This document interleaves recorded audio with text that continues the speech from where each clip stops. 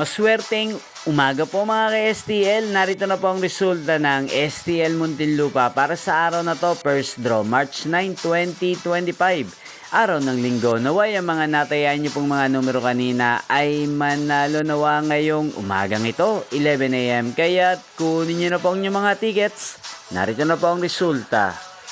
Ang mga numerong nanalo sa STL Muntinlupa ngayong umagang ito, March 9, 2025, 11 AM. First draw result, 26 at 21. In exact order, sa lahat po ng tumaya kanina sa STL Muntinlupa para sa first draw ng 26 at 21. Congrats po sa inyo, panalo po kayo. At ngayong umagang ito sa STL Muntinlupa, atin pong i-shoutout si Ate Manilin ng Muntinlupa.